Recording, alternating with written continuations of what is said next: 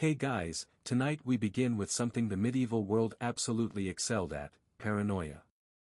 So before you get comfortable, take a moment to like the video and subscribe, but only if you genuinely enjoy what I do here. And let me know in the comments where you're tuning in from and what time it is for you. It's always fascinating to see who's joining us from around the world. Now, dim the lights, maybe turn on a fan for that soft background hum. And let's ease into tonight's journey together. If you were a medieval king, the safest thing you could eat was nothing truly. Because the royal kitchen wasn't a kitchen. It was a medieval hazard zone where every pot, pan, and smiling servant represented a different potential homicide attempt. The cooks weren't just making meals. They were unintentionally and occasionally intentionally conducting daily biochemical warfare. Picture it. You walk into your kitchen as the most powerful man in the kingdom, and immediately you're greeted by the soothing aromas of boiling meat, burnt bread, and that one fish that should have been buried months ago. The head cook swears it's fresh, which is medieval for we scrape the flies off. And that's before the conspiracies even start. To protect themselves, kings employed tasters. A prestigious title that sounds noble until you realize it translates to, "Please ingest this mystery stew and let me know if it kills you." It's the only job where surviving lunch counts as a promotion. These tasters would bravely sample every dish. If they survived, the king ate. If they didn't survive, the king ordered takeout. Takeout meaning more soup, but from the other cook who looks less murdery. But here's the shocking truth. Medieval rulers weren't being dramatic. Poisoning was practically a national pastime. Why bother overthrowing a throne through war? Marching armies, spending money. Sweating, when you could just sprinkle something suspicious into the royal porridge. Take King John of England. Chroniclers insist he poisoned at least one rival, which honestly checks out. The man was petty enough to lose the crown jewels in a swamp, so poisoning a relative was probably just another Wednesday. The Byzantine Empire, meanwhile, turned assassination by food into a competitive sport. Courtiers exchanged poisons the way modern kids exchange Pokémon cards. Some emperors didn't even bother ruling. They just waited for dinner, dramatically clutched their stomachs, and let the next cousin take over. Even the papal kitchens weren't safe. More than one cardinal conveniently dropped dead right before an election. Chroniclers blamed the will of God, which is medieval, for please do not ask questions about what is floating in the wine. So yes, kings were paranoid, but honestly not paranoid enough. Every royal meal was a conspiracy theory waiting for confirmation. Every bowl was a threat. Every spoonful a cliffhanger.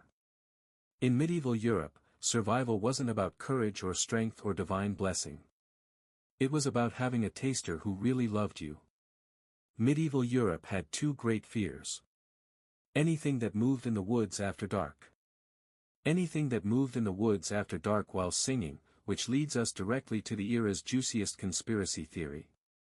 Secret pagan cults hiding in the forests, practicing forbidden rituals under the moonlight, probably barefoot. And definitely unwashed. Villagers swore these groups existed. The church swore these groups existed. Local cats probably swore these groups existed. And unfortunately for the Middle Ages, this conspiracy was absolutely true. But before you imagine robed sorcerers summoning demons, picture something far more historically accurate. I'm sorry to inform you that some of them were basically the CIA in robes. While villagers prayed, nobles schemed, and kings worried about their soup, the monasteries were conducting a very different kind of holy mission. Information gathering. And yes, that's medieval for spying. The church, being the single largest institution in Europe, needed eyes everywhere. And who better than monks? They were literate, quiet, and already trained to observe human sin with the intensity of a judgmental cat. They traveled between monasteries, collected gossip disguised as confessions, and wrote everything down in neatly organized manuscripts. One could call them historians. But the more accurate term is intelligence analysts with better handwriting. The Dominicans were the worst offenders or the best depending on how much you enjoy organized paranoia. Their whole order was founded on rooting out heresy, which meant interviewing villagers, intercepting letters, and watching people a little too closely. If a medieval man sneezed near the wrong scripture, a Dominican friar magically appeared asking follow-up questions. Monastic travelers made excellent spies. They moved freely through kingdoms, carrying letters nobody dared inspect because nobody wanted to go to hell for harassing a monk. Many kings secretly paid monks to report on court scandals, troop movements, and whether their nobles were planning a suspicious feast. It was the medieval version of a subscription service. Things became even more interesting with the rise of the Inquisition. Suddenly, the Church had an entire institution dedicated to gathering incriminating information.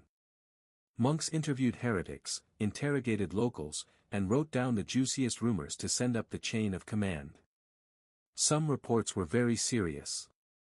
Political uprisings, illegal pagan rites, hidden rebellions. Others read like medieval gossip magazines. Brother Gregory reports that the shoemaker's wife was seen at night carrying suspicious herbs, possibly witch. Further surveillance needed. Not all monks were involved in spying, of course, but enough were that people began to notice. Villagers whispered that the monasteries knew everything, and they weren't wrong. A monk could walk into a town, buy bread, ask 3 polite questions, and suddenly know more about your marriage than your spouse did. So yes, the conspiracy was real. Behind the chanting and the candles, medieval monasteries ran a quiet continent-wide network of information, secrets, and surveillance. And unlike most medieval institutions, it actually worked. It turns out the most dangerous weapon in the Middle Ages wasn't the sword or the crossbow or even poisoned stew. It was a monk with a very good memory. If you asked a medieval European what the Knights Templar were up to, they'd probably whisper something like, "Oh, you know, guarding treasure, hoarding secrets, worshipping mysterious heads, controlling kings, threatening the Pope, inventing banking, summoning demons, normal night stuff." Medieval people loved a dramatic conspiracy, and the Templars were their favorite target. The best part, some of it was actually true. The Templars began as a small group of knights sworn to protect pilgrims, noble, holy, admirable. But then they experienced a terrible curse. They became successful. Within a century, they were so powerful that kings had to schedule their paranoia around them. The Templars owned castles, land, fleets of ships, and more money than half of Europe. They were essentially a medieval combination of the Navy SEALs, the Federal Reserve, and that one cult your aunt keeps researching online. And with great power comes great suspicion. Rumors spread that the Templars guarded a massive treasure hoard. Unfortunately for Europe, this part is true.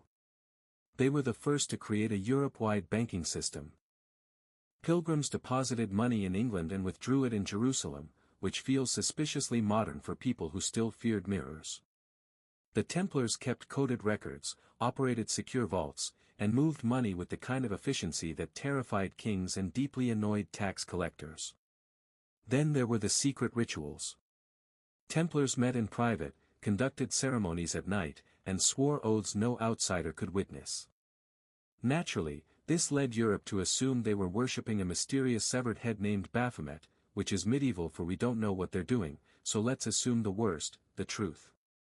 Their rituals were secret because they involved confessions, discipline, and organizational rules. Boring. But medieval minds could not accept boring. They needed drama. And drama they got. King Philip IV of France, perpetually broke and very talented at blaming other people, decided the Templars were heretics, which is medieval for, "I want your stuff." He had them arrested, tortured, and forced into confession so absurd they make modern conspiracy theories look shy. Except here's the twist. Philip wasn't entirely wrong. The Templars did hold a treasure, did run a secretive empire of money, and did keep knowledge hidden from the public. Not demonic knowledge, just banking procedures and military codes. But for medieval Europe, that was basically the same thing. So yes, the Templars were victims of lies, but also absolutely guilty of being too powerful for their own good.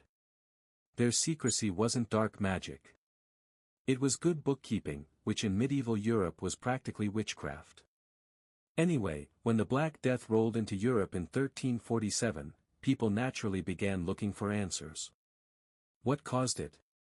How did it spread so fast?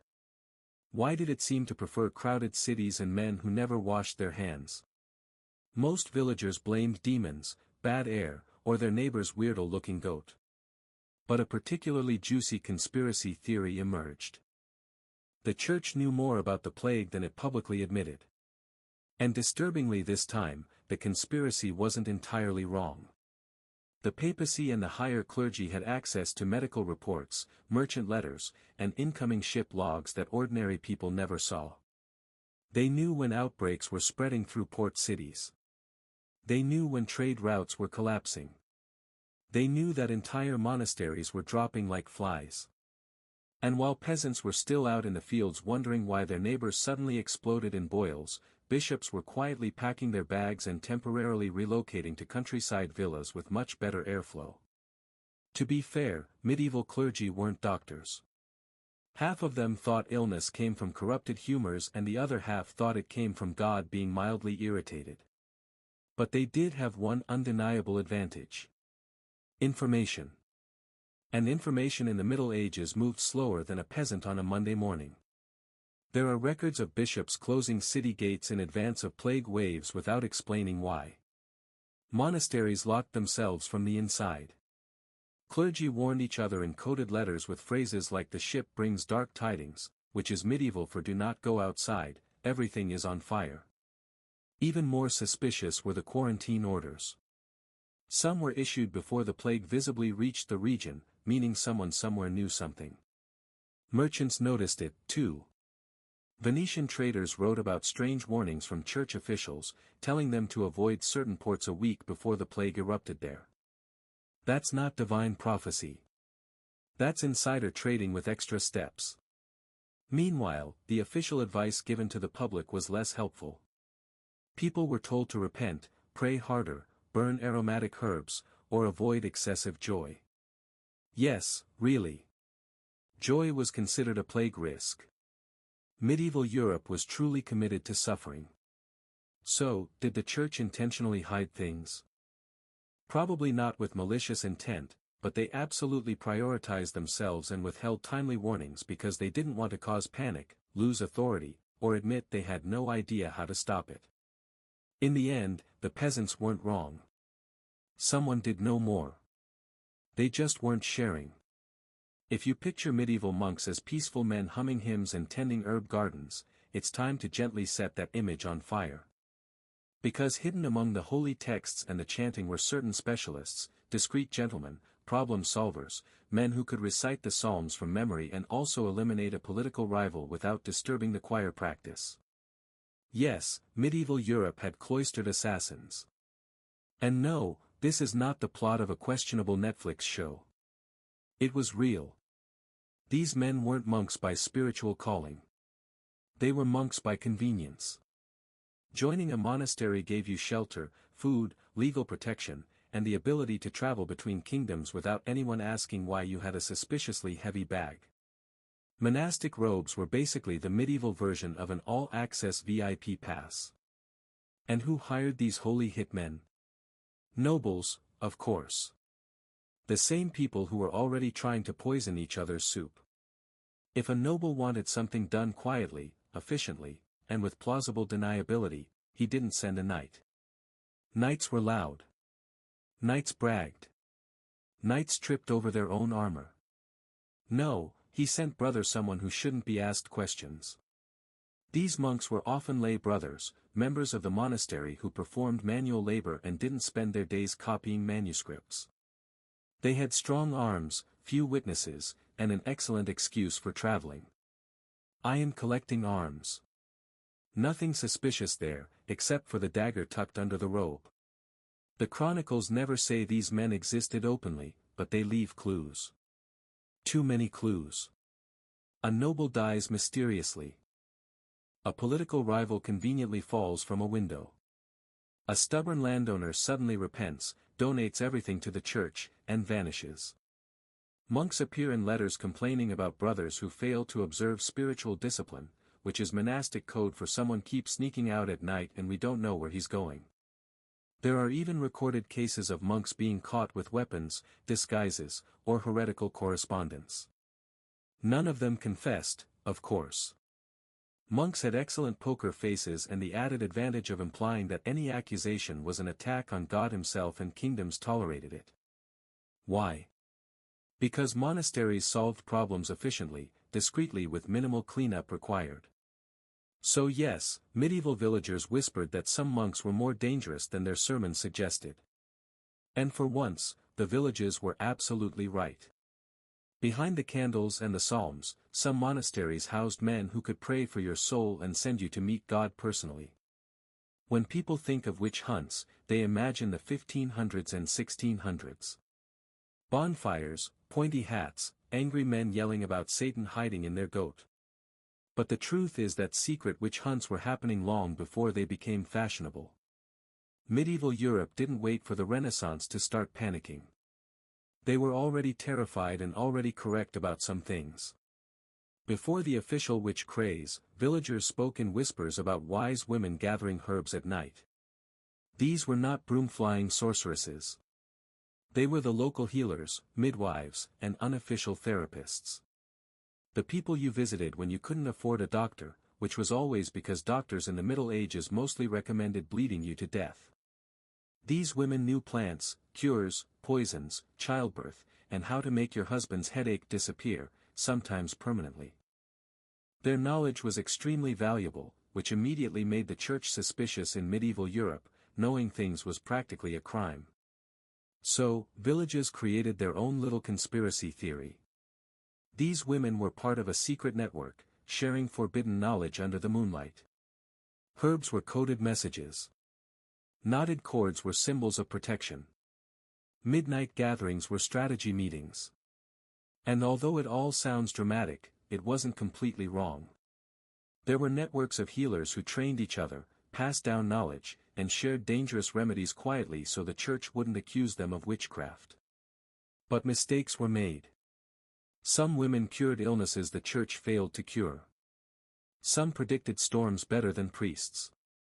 Some fixed marriages with love potions that definitely violated several commandments. Naturally, this meant they had to be in league with Satan. When livestock died, blame the healer. When crops failed, blame the healer. When your husband ran off to join the Crusades because you kept nagging him about taking out the chamber pot. Surely the healer cast a spell. And yet, beneath the hysteria, the conspiracy theory held a sliver of truth. There really were secret gatherings of magical practitioners. Only their magic was just science, herbs, and experience. In a world run by superstition, competence looked supernatural. So, medieval villagers began hunting witches long before the official manuals existed. They charged them in local courts, questioned them in barns, and occasionally tried to drown them in rivers. These early witch hunts were sloppy, chaotic, and extremely unprofessional. But tragically real. The irony, the only witches who actually existed were the ones trying to keep everyone alive, which in the Middle Ages was suspicious behavior indeed. Medieval kings were dramatic. They loved grand gestures, heroic speeches, unnecessary wars, and occasionally faking their own deaths. Or at the very least making everyone think they did. And the wild part, medieval people suspected this. They whispered about it in taverns. They passed rumors down through generations. And in at least one deliciously messy case, their conspiracy theory wasn't entirely wrong. Enter Holy Roman Emperor Frederick, a man so eccentric, so intelligent, and so uncomfortably ahead of his time that Europe genuinely didn't know what to do with him. He spoke multiple languages, loved science, wrote poetry, and kept a personal zoo, which automatically made him suspicious in the eyes of medieval peasants who believed any man who liked books was probably consorting with demons. Frederick II's death in 1250 was grand, public, and witnessed. The church breathed a sigh of relief. Europe buried him. Everyone moved on. Except they didn't. Because almost immediately, rumors spread that Frederick wasn't dead. He was merely hiding, resting, waiting, preparing to return and reclaim the empire like some medieval Batman, but with worse armor and better falconry hobbies. Entire cults sprang up around the idea. People claimed they saw him wandering forests in disguise. Merchants reported meeting a mysterious nobleman who paid in Frederick's old coinage. A fisherman insisted the emperor asked him for directions. Peasants swore a hooded figure attending mass in Sicily had Frederick's exact posture, which is a very specific thing to notice unless you're obsessed. You'd think this was typical medieval delusion, but then things got complicated. Into this chaos walked Richard of Eastwell, a man who claimed to be Richard III's secret son centuries later. Another suspiciously educated, suspiciously refined stranger who refused to explain his background. He spoke Latin. He knew royal etiquette. He had the bearing of someone who never carried his own laundry. Historians still argue about him. In both cases, something is undeniably off. Medieval rulers occasionally staged dramatic farewells, vanished for months, or switched identities for political safety. And since recordkeeping was essentially Bob wrote it down before spilling wine on it, who could truly confirm anything? So yes, the conspiracy theory stood on shaky but tantalizing legs. Sometimes kings didn't die. They retired in secret, letting everyone else deal with the mess. And in a way, who could blame them? If you lived in a world of plagues, rebellions, crusades, and poisoned soup, you'd fake your death, too. Few things terrified medieval Europeans more than water.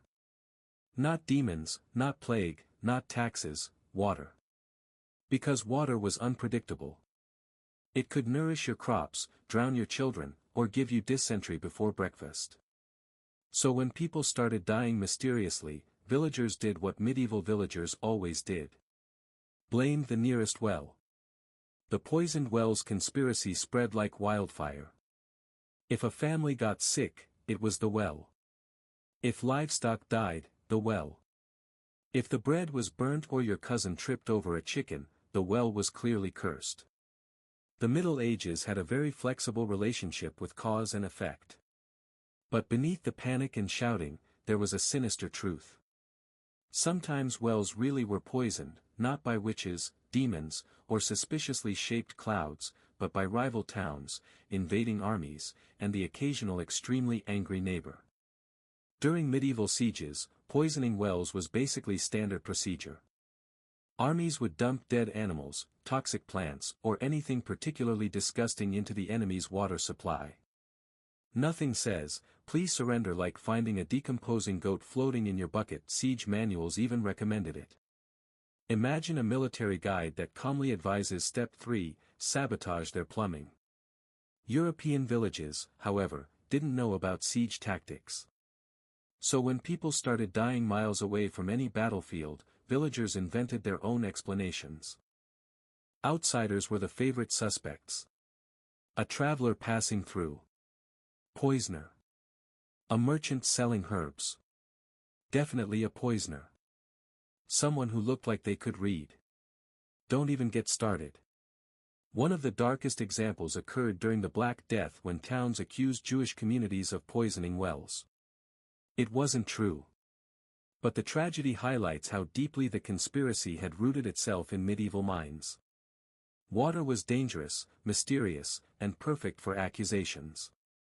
And yet, even in peaceful times, wells could become toxic. Rain washed waste into them. Dead rats fell in. Moldy leaves fermented into a medieval smoothie of death. Most wells were essentially unfiltered holes in the ground surrounded by people who bathed once per year and believed germs were part of astrology. So, were wells poisoned? Technically, yes, but mostly by bacteria. Something medieval people would have considered witchcraft. Anyway, the irony is painful. Medieval villagers terrified each other with stories of secret poisoners while nature did most of the poisoning for free. But when the entire world feels unstable, you pick simple answers. And in the Middle Ages, the simplest answer to anything was the well did it. Medieval Europe adored a good identity crisis. If someone wandered into town claiming to be a long-lost prince, people didn't question it. They immediately threw a feast, argued about lineage, and started sharpening pitchforks just in case. And this wasn't because medieval people were gullible. They were, but that's beside the point. It was because royal imposters actually happened frequently. In a world without photography, fingerprints, dental records, or even consistent spelling of names, identifying someone was basically a group guess. Does he look royal? Was the medieval version of a background check, and looking royal usually meant having all your teeth and not smelling like onions. Enter one of the strangest cases, Richard of Eastwell.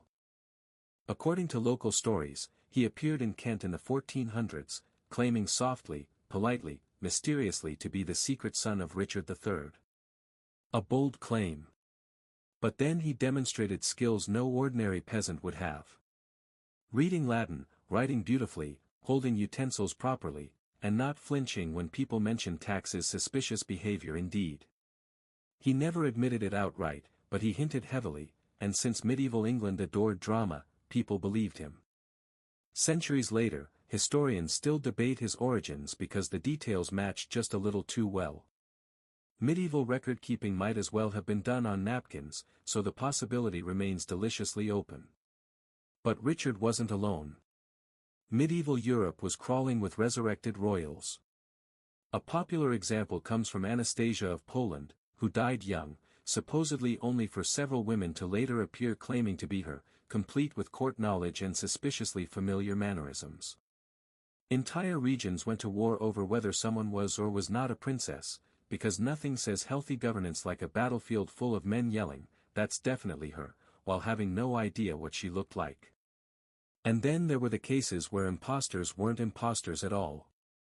During crises, some rulers fled, hid, or attempted to escape assassination by disguising themselves. A king or prince in plain clothes wasn't a conspiracy theory. It was a safety strategy, which meant that every mysterious stranger story had a thin layer of truth underneath. The real problem: medieval politics loved a good plot twist.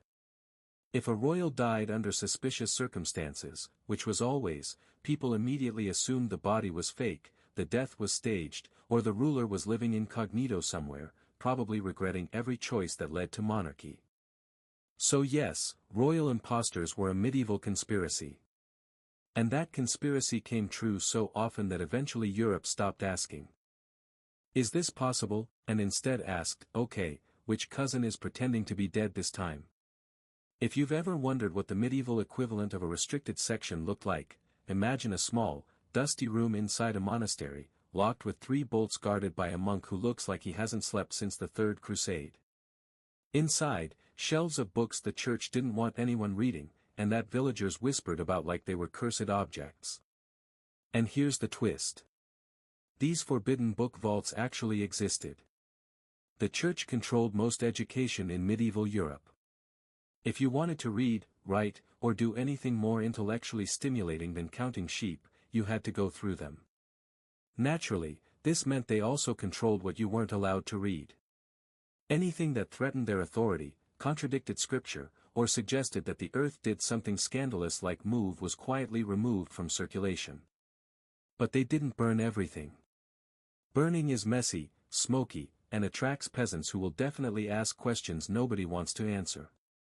Instead, they stored banned texts in special archives known as auraria, scripture vaults, or in some cases, literally just the locked room nobody enters except Brother Thomas, who looks guilty whenever he walks out. What was inside? A surprisingly eclectic mix. There were heretical gospels declaring opinions that could land you an interrogation faster than you can say Inquisition. There were works of Arabic science that were clearly correct but inconveniently ahead of Christian doctrine. There were medical treatises discussing anatomy in a way that made bishops faint. There were even ancient pagan manuscripts which monks copied for research purposes, which is medieval for I was curious and don't want to get in trouble. The best part is that church officials regularly argued about these vaults. Some believed the knowledge must be preserved for future generations. Others believed the knowledge must be locked away forever because it raised too many awkward questions. Questions like, if this pagan text correctly predicts an eclipse, what else is it right about? Silence, awkward shuffling, a bishop coughing loudly to avoid further discussion. These vaults weren't mere rumor. They were policy. When inquisitors seized the libraries of accused heretics, they didn't destroy everything. They catalogued it, studied it, filed it away. Knowledge, even forbidden knowledge, was power. The conspiracy existed because people sensed exactly what was happening. Somewhere in those monasteries were books that could change minds, challenge authority, or reveal truths medieval Europe simply wasn't ready for. So were the villages. Right. Absolutely. Behind the incense, behind the chanting, and behind the locked oak doors, the church kept a carefully curated treasure trove of knowledge. And like all treasure in the Middle Ages, the best way to protect it was to pretend it didn't exist. If there was one place in medieval Europe where conspiracy wasn't a theory, but a daily lifestyle choice, it was Italy. Venice, Florence, Milan, Genoa, Siena, all beautiful places today. But in the Middle Ages, they were basically high-budget gangster films with better architecture. These city-states spent centuries pretending to be peaceful trading hubs while secretly waging a silent non-stop war of espionage, bribery, and back-alley diplomacy. And for years, Italians whispered about a shadow conflict beneath the official alliances and treaties. A hidden war of spies, saboteurs, coded letters, and accidents that only seemed to happen to politically inconvenient people. The conspiracy sounded dramatic, even theatrical. Unfortunately, every part of it was true. You see, Italian city-states were extremely jealous. If Florence made money, Siena had a crisis. If Venice signed a trade deal, Genoa threw a tantrum. If Milan built a tower slightly taller than their neighbors, a feud erupted that lasted 3 generations. These places competed in everything. Commerce, banking, architecture, fashion, assassinations. Yes, assassinations counted as cultural achievements. Out of this chaos emerged one of the most sophisticated espionage systems in medieval Europe. Venice especially was legendary. The Venetian government created an entire secret intelligence council complete with coded messages, financial surveillance, diplomatic intercepts, and a network of spies sprinkled across Europe like paranoid confetti. Their enemies feared them. Their allies feared them. Even Venetians feared them. Venice also had the infamous Bosch de Leon, public Dropbox where citizens could anonymously report conspiracies, crimes, or that their neighbor was acting suspiciously Italian. These messages were reviewed by a secret council that decided what needed to be investigated, discouraged, or quietly eliminated. Italy didn't invent the deep state. It simply gave it better outfits. Meanwhile, Florence had its own spy network staffed by the Medici family who were so wealthy they probably could have bought the concept of honesty and still said, maybe later. Florence specialized in bribery and banking manipulation. Milan specialized in intimidation. Genoa specialized in naval sabotage. Siena specialized in pretending it was minding its own business while absolutely not minding its own business. The result was a constant, silent war. No armies marching, no banners waving, just merchants disappearing, letters rewritten, alliances snapped overnight, and treaties accidentally lost in fires. So yes, the conspiracy theorists were right. Italy wasn't just fighting wars.